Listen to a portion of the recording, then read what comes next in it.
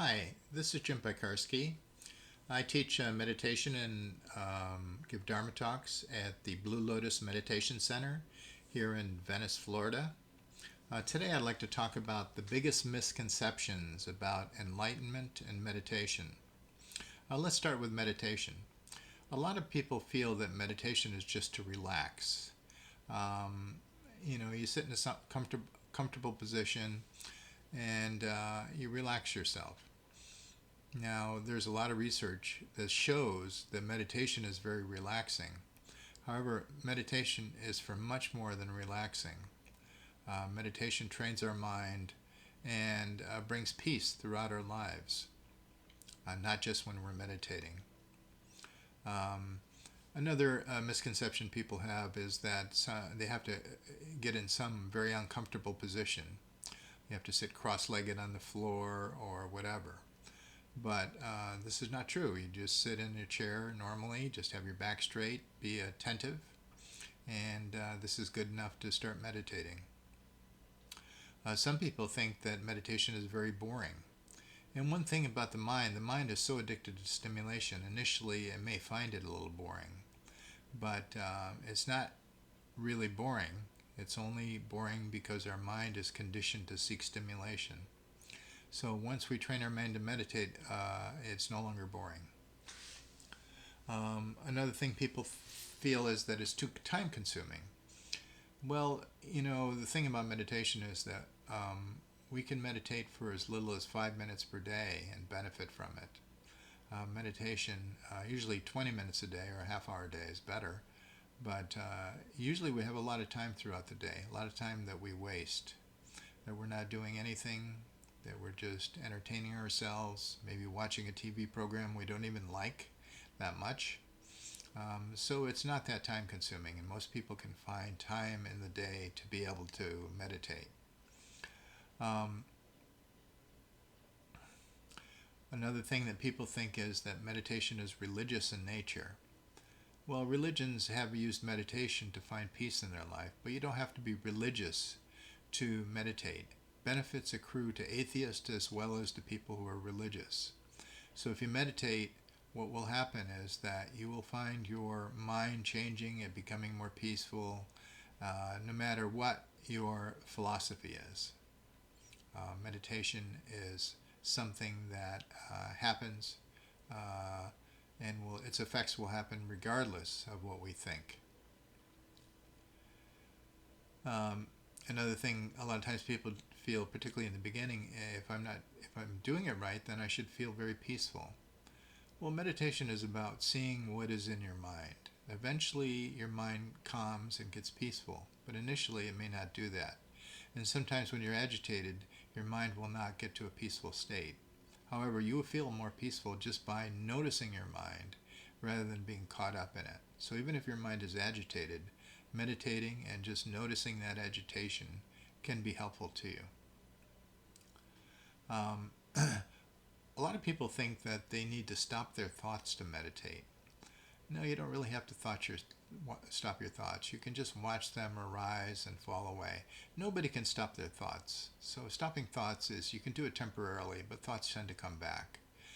It's better to get a distance from them by being able to see them and to notice them. If you notice them, you're not totally involved with them. And that's one of the major successes of meditation, not being so involved with our thoughts. Some people go to the opposite extreme and feel like meditation's so easy, that's all they just have to do is sit and relax, and they say things like, I just think nice thoughts like I normally do, and that's meditation. No, that's not meditation. That may be contemplation, that may be thinking nice thoughts, but it's not really meditation. Some people feel like they have to be relaxed before they meditate. Or type A's can't meditate. Well, meditation is there to help you become less stressed.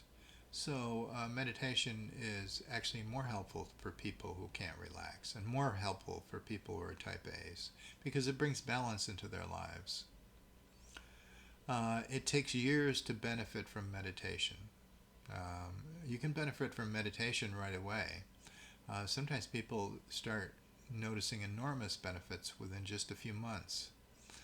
Sometimes the first time a person meditates, they feel much more peaceful. So you don't have to wait a long time to get the benefits of meditation, but the longer you do it, the better the benefits. Now I'm going to talk a little bit about enlightenment and some of the misconceptions about enlightenment. One is that I have to be a Buddhist or a Hindu to become enlightened, because enlightenment is a idea that came from these religions, mostly. However, if you read Thomas Merton or Meister Eckhart, Bernadette Roberts, the Sufis, a lot of times they'll describe similar changes to them as they went deep in their own contemplations, in their own religion. So the thing about enlightenment, it is for all of us, and all of us will eventually get there. Another thing that people think is that they need to be perfect to be enlightened. Enlightenment is about wisdom, developing love. Nobody's perfect. Or that people who are enlightened that are perfect. Well, even people who are enlightened are not perfect. If you take a diamond, it can look very beautiful and very smooth. But if you look at it in a microscope, you'll see that there's ridges and other things on the diamond that you can't notice. And that's the same thing for an enlightened person. They may look kind of perfect compared to other people, but if you look a little closer, they have their own issues. And their own issues are kind of microscopic. But, they're just like, even the Buddha said that he was attacked by Mara, which is a demon, which basically means that he had thoughts that were disturbing to him, but he didn't respond to those thoughts. The other thing, a lot of times people feel that enlightenment is not available to everyone. It's only special people that become enlightened. Anybody can become enlightened. Some people become enlightened and they didn't even care about it, didn't even know about it. It just happened to them. So, but one thing that helps is making it your deepest desire. If you make it your deepest desire, then it's more likely to happen because you will explore things that might make that more likely. I have to work very hard to get there. Well, as I was saying, sometimes it just happens to people. It's not due to work. It is due to seeing something, seeing your true nature. And sometimes people just see their true nature. An example is Eckhart Tolle. He was miserable, depressed, and then all of a sudden he had an experience of his true nature. And he went from being very depressed to being very peaceful overnight. Enlightened people don't feel feelings like sadness. Yeah, they feel sadness. If somebody dies, they feel sad. The difference with an enlightened person is they have no story attached to it. So the person may feel sadness, but there isn't a story. Oh God, what am I going to do now? This is horrible, all that stuff. No, they just stay with the sadness. They don't create new stories in their minds. They just experience the response to whatever's happening without adding to it. Some people have very grandiose ideas about enlightenment. It'd be as wonderful as the ideas I have about it. Well, the thing about enlightenment is peaceful. And it certainly is an enjoyable thing. But it isn't like, fireworks going off all the time. It's kind of normal. Except in normal life, you feel very peaceful. And you're more open, and you tend to be wiser. Some people think that it'll be as scary as the ideas I have about it.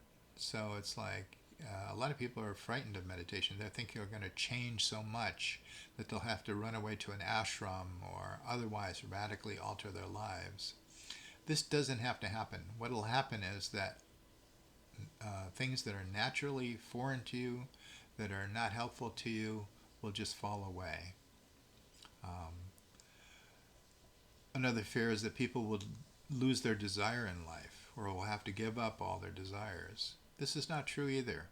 The only desires that you will have to give up is obsessive desires and desires that cause you problems that emanate from the ego. There are other deeper desires that emanate from your true nature and that are just part and parcel of your life, like ways to express yourself that are true to who you are. these desires that give you peace and joy will continue. Another thing is that it is something we will accomplish in the future, at some future state we'll get to. So the important thing to understand is that your true nature, you have it right now. The enlightenment is being able to see what your true nature is. And if you see your true nature clearly enough, what will happen is that your identification with a false self will disappear. And when your identification with a false self disappears, you now identify with your true nature. And when you identify with your true nature, you just feel open, loving, kind, and you seem to be more wise when that happens. So it's good to look at some of these things because they're subtle things, so it's easy to have misconceptions about them. So hopefully this was helpful. Thank you. Bye.